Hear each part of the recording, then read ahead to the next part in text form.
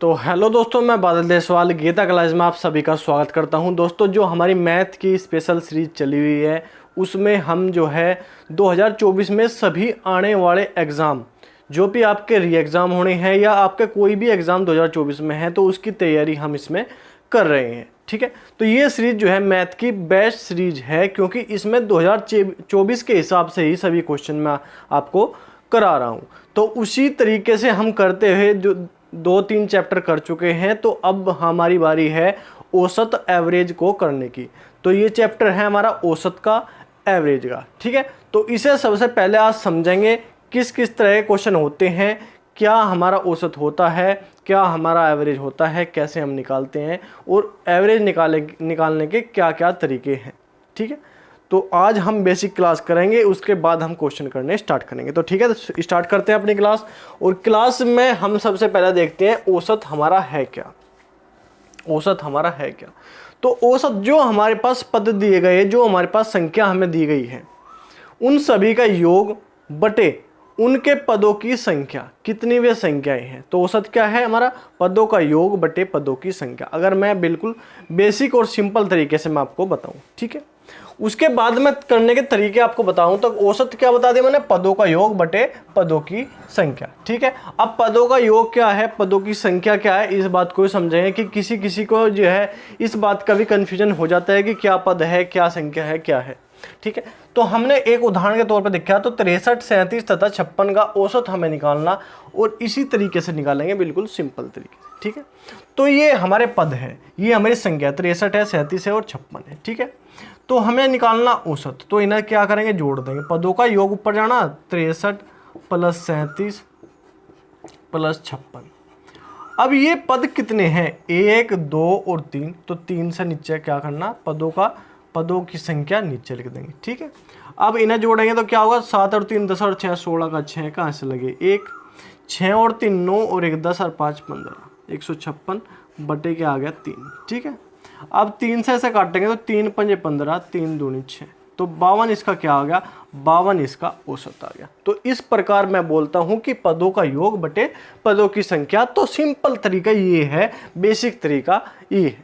ठीक है, तो इस तरह हम जो है छोटे छोटे क्वेश्चन करके, इसे जो है उदाहरण के तौर पर क्वेश्चन करके हम इसे समझ लेंगे, और जो है जिससे कि हमें आसान हो जाएगा आगे करने वाले क्वेश्चनों में। ठीक है, उसके बाद में एक तरीका आपको बताऊं, 100 तक की सभी सम संख्या कह दे या विषम संख्या कह दे, कि 100 तक की, 500 तक की, 400 तक की, 50 तक की, 100 तक की मैंने आपको मान लिया कि सभी विषम संख्याओं का औसत हमें ज्ञात करना।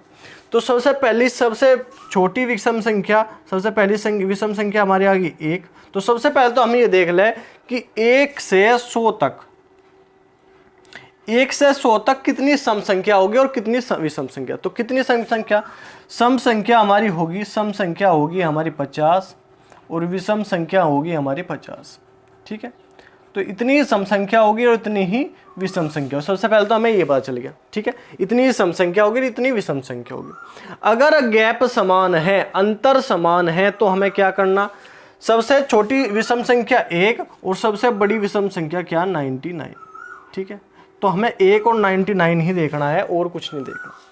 तो सबसे छोटी संख्या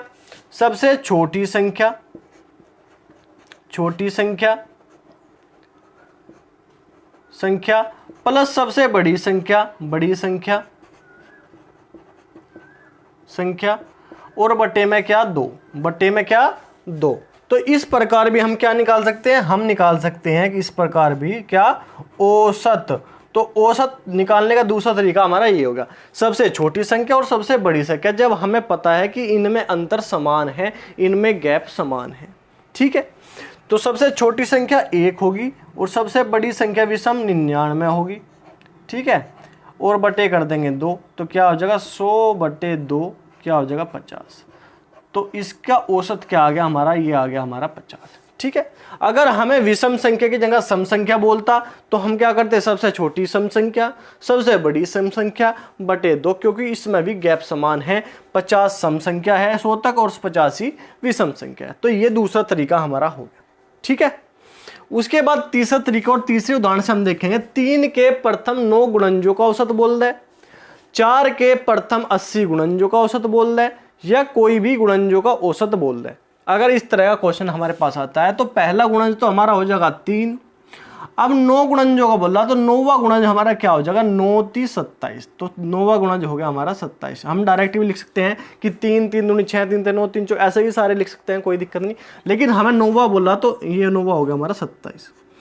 अब 3 दूनी 6, 3 3 9, इन सभी में क्या है, इन सभी में गैप समान है, अंतर समान है। ठीक है, तो क्या करेंगे, मैंने आपको अभी बताया औसत निकालने का तरीका। जब अंतर समान है, गैप इनके बीच में समान है, तो क्या सबसे छोटी संख्या और सबसे बड़ी संख्या लिख लेंगे और बटे में क्या कर देंगे, प्लस में बटे में क्या कर देंगे 2। तो ये हो गया 30/2, मतलब 15 हमारा जो है इसका क्या हो जाएगा, औसत हो जाएगा। इसमें अंतर क्या था, इसमें अलग क्या था, इसमें अलग ये था कि प्रथम 9 गुणनजों, कभी कभी क्या होता है गुणनजों का मामला जो है अटक जाता है कि गुणनजों क्या है, क्या गुणज है, क्या है। तो मैंने आपको बता दिया कि 9 गुणज का है तो इसका 9 गुणा है, मतलब इसकी 9 बार गुणा।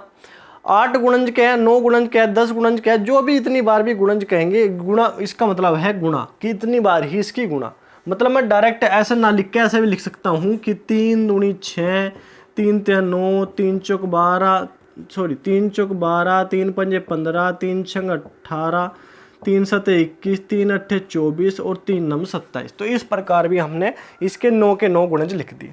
अब सबसे छोटा ये है और सबसे बड़ा ये है, तो इस प्रकार भी हम कर सकते हैं। ठीक है, तो ये हो गया एक उदाहरण। ठीक, उसके बाद एक उदाहरण और देखते हैं। 4 क्रमागत संख्याओं का औसत 30 है, इनमें छोटी व बड़ी संख्या कौन सी होगी। तो सबसे पहले मैं आपको बता दूं, जो भी क्रमागत हमारी संख्या होती है, या तो हमने कोई संख्या आरोही क्रम में लगा रखी या कोई संख्या हमने अवरोही क्रम में लगा रखी, तो उनकी जो बीच की संख्या होगी वही हमारा क्या होगा, औसत। तो चौथी बात ये आपको पता चली कि जो भी क्रमागत वाली बात है, क्रमागत संख्या में हमारी जो बीच वाली संख्या होती है वही हमारा क्या होता है। देखो जैसे मैं उदाहरण के लिए आपको बता दूं, 1 2 3 4 5 6 7, और हमें बोल दें कि इसका जो है औसत क्या होगा। तो इसका औसत हमारी क्या है, क्रमागत संख्या है, 1 2 3, मतलब क्रम से आने वाली संख्या है। ये संख्या क्या आ रही, क्रम से आ रही। ठीक है, तो क्रमागत का मतलब ये होता है कि इन्हें क्रम से आ रही, एक के बाद एक, एक के बाद एक, एक के बाद एक आ रही। अब इसका औसत हमसे पूछ ले तो देखो, एक संख्या इधर से हटाओगे, एक संख्या इधर से हटाओगे, एक संख्या इधर से हटाओगे, एक संख्या इधर से हटाओगे, एक संख्या इधर से हटाओगे, एक संख्या इधर, मतलब 3 संख्या इधर से हटा दी और 3 संख्या इधर से हटा दी। ठीक है, तो जो बीच वाली संख्या बचेगी वो क्या हो जाएगा, वो हो जाएगा हमारा औसत। ठीक है, ये समझाने की बात यह है मेरी मेन बात, कि ये बीच वाली जो संख्या होती है वो हमारा क्या हो जाता है, वो हमारा एवरेज हो जाता है, औसत हो जाता है। ठीक है, तो इसी प्रकार मैं आपको बताने की कोशिश करूंगा ये भी क्वेश्चन। ठीक है, तो उन्होंने बोला 4 क्रमागत संख्याओं का औसत, तो हमें औसत दे दिया कि औसत क्या है, 30 है। ठीक है, ये क्या दे दिया, हमें औसत दे दिया कि औसत हमारे पास 30 है। ठीक है, तो मैंने अभी औसत क्या बताया था, क्रमागत संख्याओं में औसत क्या होती है, बीच की संख्या, और क्या बोला, 4 क्रमागत संख्याओं का औसत। अब क्या बोला, 4 क्रमागत संख्याओं का औसत। ठीक है, तो इससे पहले क्या होना चाहिए, इससे पहले क्या है, 2 संख्या इससे पहले होनी चाहिए, तो क्या हो, इससे पहले 29 28, और इसके बाद क्या होना चाहिए, इसके बाद क्या होना चाहिए, इसके बाद 31 और 32। ठीक है, तो ये हमारी 4 क्रमागत संख्या है जिनका औसत जो हमें दिया गया 30 दिया गया। तो औसत हमें दिया गया 30 दिया गया। ठीक है, सॉरी 4 नहीं है, 5 होगा, 5 होगा ये 5। ठीक है, तो हमें औसत दिया गया था। अब हमारे पास क्या है, 5 की 5 संख्या, 28 29 30 31 32। ठीक है, तो हमारे पास क्या है, छोटी संख्या भी है, क्या ये है छोटी संख्या, और हमसे बड़ी संख्या पूछा तो ये हमारे पास बड़ी संख्या। ठीक है, ये है हमारे पास बड़ी संख्या। तो छोटी संख्या और बड़ी संख्या हमारे पास दोनों संख्या है, और हम जो भी निकालना चाह रहे हैं उससे निकाल सकते हैं। तो ये तरीका है औसत को निकालने का, एवरेज को निकालने का। किस किस तरीके के क्वेश्चन हो सकते हैं, ये तो मैंने आपको बेसिक जो है उदाहरण बता दिया आपको, कि सबसे पहले हमें ये पहचानना जरूरी है, ये जानना जरूरी है कि हम औसत किस किस तरीके से निकाल सकते हैं। ठीक है, उसके बाद हम क्वेश्चन करना स्टार्ट करेंगे। तो ये थे आज के क्वेश्चन जो कि आपको समझने थे, आपने समझ भी लिया होगा अच्छे से और आप अपना रिवीजन अच्छे से कर भी रहे हो। तो ठीक है, आज के लिए इतना ही है। अगर आपको कोई भी कन्फ्यूजन रहता है, कोई भी आपको प्रॉब्लम रहती है, पढ़ाई से रिलेटेड हो या कोई भी आपको कैसी भी आपको जो है प्रॉब्लम हो, तो आप जो है एक बार कमेंट जरूर किया करो या डायरेक्ट मेरे व्हाट्सएप पे जो है आप मैसेज कर सकते हो। तो ठीक है, तो आज के लिए इतना ही। धन्यवाद। जय हिंद।